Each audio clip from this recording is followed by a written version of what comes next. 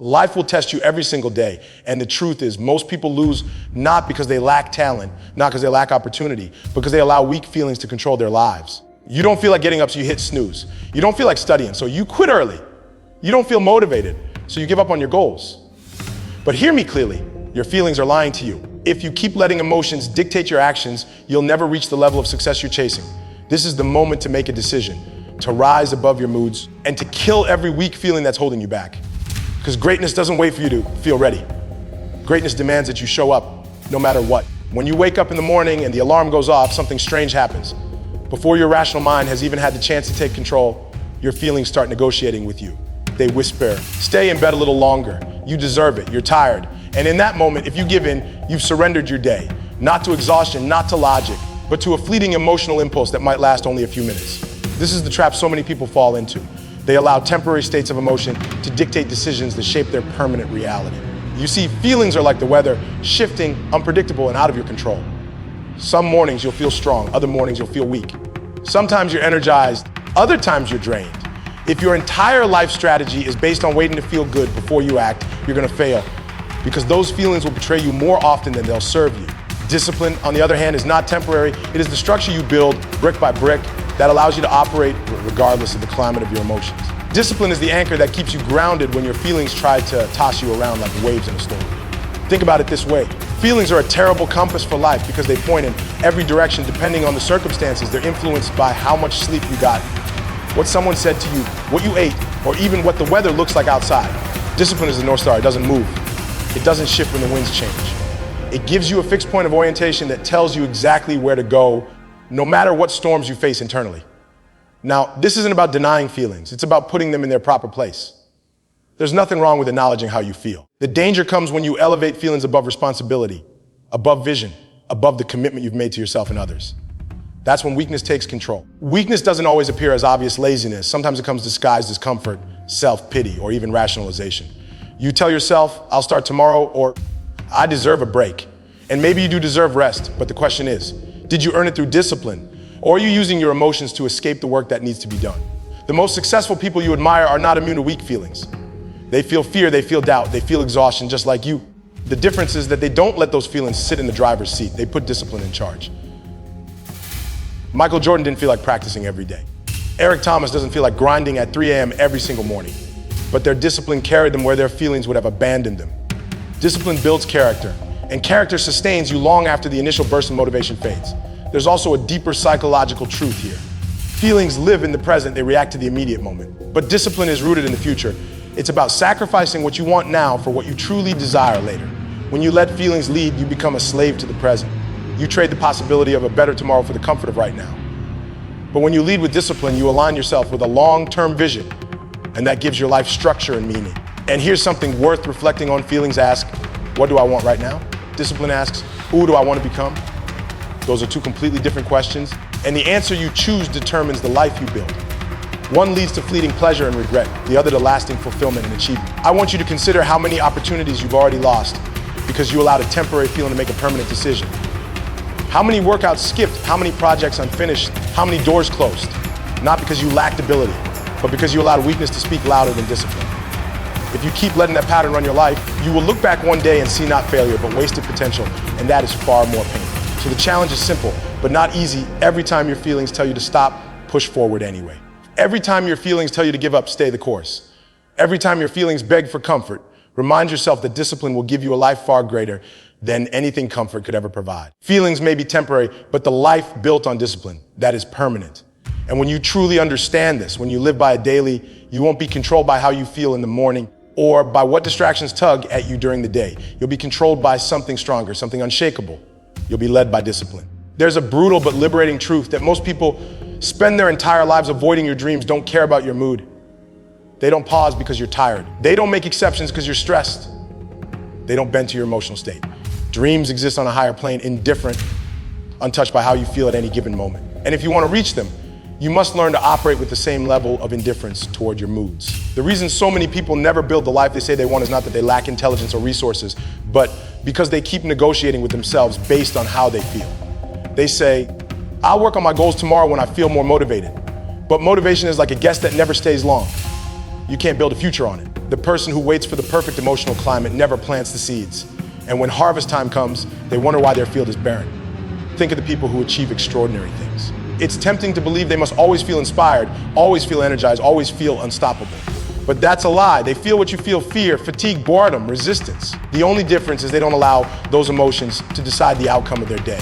They understand that the dream doesn't care whether you're inspired or exhausted. The dream only responds to consistent action. Let's take a concrete example. Imagine a student with a vision of becoming a doctor.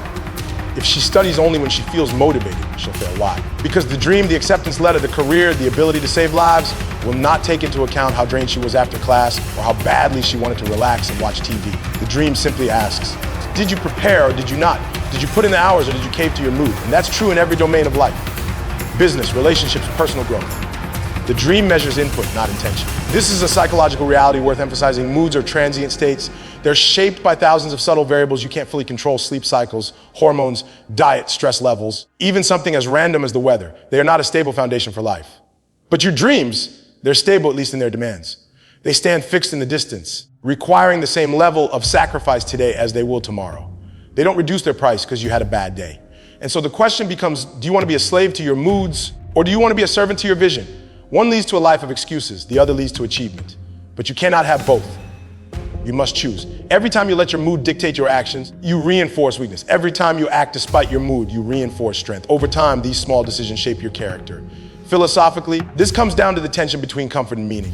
Comfort is tied to mood. It says, do what feels good right now. Meaning is tied to sacrifice. It says, do what is necessary for the future. And you have to decide which voice you will follow. The tragedy is that most people live their entire lives worshiping at the altar of comfort, and then they wonder why their lives lack depth, fulfillment, and impact. But the path to greatness demands that you stop caring about whether you feel like it. If you're tired, you work anyway. If you're discouraged, you work anyway. If you're afraid, you work anyway. Because the truth is, the world doesn't pause to accommodate your emotional weather. Opportunities will pass you by if you're not prepared, and life is not generous enough to give you endless second chances. Now, this isn't to say you should burn yourself out or ignore your humanity. It's to say you must stop elevating your mood above your mission. Rest when you need to, but don't confuse laziness with rest. Don't disguise procrastination as self-care. The line between the two is discipline. Discipline says, I will rest after I've done the work, not instead of the work. So I'll leave you with this: your dream is not sentimental. It does not feel sorry for you. It does not lower the standard, and it will not wait forever. It is waiting on you to act regardless of how you feel. The only question is whether you will rise to meet it or let your mood steal the future you were meant to live. One of the unavoidable truths of life is that you will experience pain. There is no escaping it. But the crucial question is, what kind of pain will you choose? Because you do have a choice. You can endure the pain of sacrifice now, or you can suffer the pain of regret later. And the difference between the two is the difference between a life of meaning and a life of wasted potential. The pain of sacrifice is sharp, immediate, and often uncomfortable. It's the sting of waking up at 5 a.m. when your body craves sleep. It's the discipline of turning off distractions when you'd rather indulge in pleasure. It's the hunger you feel when you delay gratification, saving instead of spending, training instead of lounging. It's real and it's not pleasant, but it's purposeful. It's the pain that comes with growth, the kind that stretches you into a stronger version of yourself. The pain of regret, however, is far heavier. It doesn't sting in the moment. It haunts you afterward. It's not immediate, it lingers. Regret whispers, what could I have been if I hadn't quit? What opportunities did I lose because I wasn't willing to endure a little discomfort? Unlike sacrifice, which eventually produces reward, regret produces nothing but emptiness. And here's the paradox: people often choose comfort in the present to avoid sacrifice, but in doing so, they guarantee themselves regret in the future. This is a psychological trap. Your mind is wired to prioritize immediate relief over long-term growth. It's called temporal discounting. You value the present moment far more than the future. That's why the couch looks more appealing than the gym. That's why scrolling on your phone feels easier than building your skills. But here's what most people forget. The future isn't some abstract concept. It's the inevitable tomorrow you will have to live in. And every small choice of comfort over sacrifice is a brick in the wall of regret you'll face down the road. Think about it. When you sacrifice, when you suffer in the moment, you're paying a down payment on your future. Every early morning, every late night, every hard decision is an investment that accumulates. But when you choose comfort, you're not escaping payment, you're simply delaying it. And the debt you'll pay later is regret, compounded over time. Sacrifice hurts now, but it gives birth to pride. Regret doesn't hurt until it's too late, and then it leaves you with shame. Look at the people you admire, the ones who've achieved greatness, whether in athletics, business, or art. Every single one of them has endured sacrifice. They gave up nights out, comfort, and ease. They traded what was convenient for what was meaningful. And when you see them at the top, you're not just seeing talent, you're seeing years of sacrifice. But ask those same people if they regret the sacrifices, and you'll hear the same answer, no. Because the reward outweighed the cost. On the other hand, talk to someone in their later years who abandoned their dreams, who played it safe, who gave in to weakness, and you'll hear regret dripping from their words. They'll tell you about the book they never wrote, the career they never pursued, the love they never fought for. They'll speak in terms of only and what if. That is the most painful sound in the world, the voice of someone imprisoned by regret. The key is to understand that you don't get to avoid pain. You only get to choose the type. And when you put the two side by side, the choice is clear. Sacrifice is temporary. It stings in the moment, but passes. Regret is permanent. It follows you for years, maybe even for life. One transforms you, the other diminishes you. One leaves you with strength, the other with weakness. So you have to decide, will you suffer today so you can be proud tomorrow? Or will you indulge today and pay with regret tomorrow? That's the real battle. Every decision is a vote for one of those futures. And it's not dramatic to say that the course of your life is being shaped in those daily choices, whether you endure the pain of sacrifice or resign yourself to the pain of regret. And here's the hard truth. The window of opportunity doesn't stay open forever. Sacrifice doors to the future, but if you keep closing them with excuses, regret will be all that's left. So when you feel the weight of sacrifice pressing down on you, remember this, that weight is shaping you into someone stronger. But the weight of regret, that weight crushes you and it never lets go. One of the greatest illusions that keeps people from achieving what they're capable of is the belief that success is tied to bursts of emotion, moments of passion, flashes of motivation, the occasional surge of energy. But if you look closely at anyone who has built something lasting, whether it's a business, a career, a legacy, you'll see the truth. It wasn't passion alone that carried it. It was consistency. It was showing up every day, not just on the days they felt like it. This is difficult for most of us to grasp because our culture glorifies feelings. We're constantly told to follow our passion, to listen to our heart, as the inner emotional weather of the day is the most reliable guide. But what happens when your passion cools? What happens when your heart tells you it's too tired, too overwhelmed, or too discouraged to keep going? If you build your life on emotion, you'll find yourself stopping and starting, making promises you never keep, and living with frustration because you never follow through long enough to reach the reward. Consistency, on the other hand, is where transformation happens. Think about it. Lifting weights once doesn't make you strong. Writing one page doesn't make you an author. Practicing for one afternoon doesn't make you a master.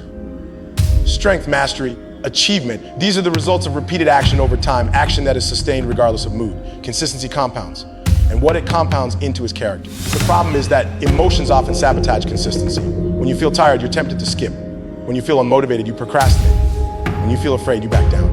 And because emotions fluctuate constantly, if you let them dictate your choices, your actions will fluctuate too. That's why so many people start diets and abandon them, start businesses and never finish them, start projects and leave them half done. They mistake the initial spark of motivation for commitment, and when the spark dies, they quit. But here's the philosophical depth to consider. Consistency is not about feeling, it's about identity. When you decide, this is who I am, and this is what I do, your actions are no longer up for debate every time your emotions shift. You don't ask yourself, do I feel like training today? You simply train because that's what disciplined people do. You don't ask, do I feel like working on my craft? You just work because that's the person you've chosen to be. Emotion becomes irrelevant because identity is stronger. This is what separates the amateur from the professional. The amateur works when it's fun. The professional works whether it's fun or not. And that's why the professional succeeds, not because they're more talented, but because they're more consistent. Talent may open the door, but consistency is what keeps you inside the room long enough to build excellence. And we must acknowledge that consistency is hard. It requires sacrifice. It requires saying no to immediate pleasures, resisting distractions, pushing through the night. There will be days when the routine feels heavy, when the results seem invisible, when the grind feels endless. But this is exactly where consistency does its deepest work, because it's in those moments that your character is being formed. It's easy to act when you're inspired. It's transformative to act when you're inspired. From a psychological perspective, this is the essence of resilience. Each time you override emotion and choose consistency, you strengthen the part of yourself that is disciplined, courageous, and purposeful. Over time, this builds momentum. Habits are formed. Actions become automatic. What was once a struggle becomes second nature. And before you know it, consistency has restructured your entire life, giving you strength you didn't even know you were capable of. Consider this: emotion is fleeting, but consistency is cumulative. Emotion says, do what feels good now. Consistency says, do what will feel meaningful later. One gives you a moment of pleasure, the other gives you a lifetime of achievement. And that's why consistency will always outperform emotion in the long run. So the challenge is simple, though not easy. Stop making decisions based on how you feel in the moment and start making them based on who you want to become in the future. Anchor your life not in emotion, but in consistency. Because while your feelings may betray you, your habits will sustain you. And if you can live by that principle, you'll discover something extraordinary. Greatness isn't built in bursts of inspiration. It's built in the quiet repetition of daily discipline. One of the most important shifts you will ever make in your life is moving from a mindset driven by emotion to a mindset grounded in commitment. Most people don't even realize how much of their life is ruled by emotional impulses. They wake up and ask themselves, do I feel like going to work? Do I feel like studying? Do I feel like training? Do I feel like showing up for this relationship? And when the answer is no, they simply don't do it. What they don't understand is that they are building a life of instability, because when feelings change, and they always do, their entire direction changes with them. Commitment, however, is different. Commitment is not about how you feel in the moment. It's about the promises you make to yourself and the principles you refuse to compromise on. Commitment is what keeps you rooted when the storms of emotion try to pull you in different directions. Think about it. Marriages don't last because people feel in love every single day. They last because people choose to honor their commitment even on the days when love feels like work. Businesses don't succeed because the founders felt motivated every morning. They succeed because those founders remain committed through failure, setbacks, and exhaustion. Commitment is stronger than emotion because it isn't temporary, it's an anchor. The reality is that emotions are shallow motivators. They can spark you into action, but they cannot sustain you over the long term. What sustains you is the deeper structure of commitment.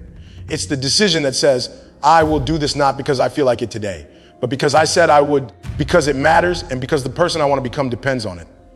When you live that way, you free yourself from the constant roller coaster of emotional highs and lows. And here's something that requires reflection. Emotion asks for comfort. Commitment demands sacrifice. Emotion will always point you toward the path of least resistance.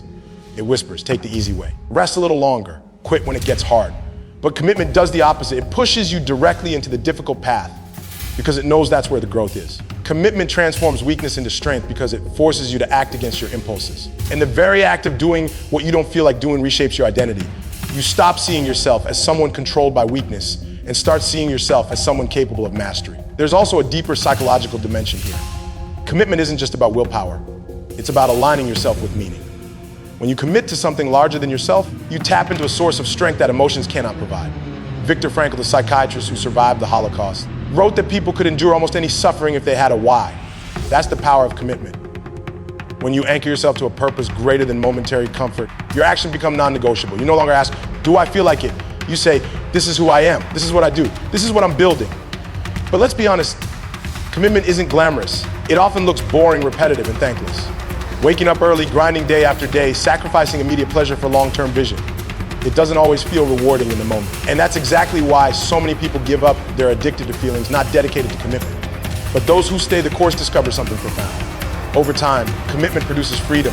The freedom to live without regret, the freedom to trust yourself, the freedom to know that you can count on yourself no matter what. And think about the alternative. If you live by emotion, your life becomes unpredictable, unstable, chaotic. You can't even trust yourself because you don't know who you'll be tomorrow. You might feel inspired and chase a goal one week, only to abandon it the next.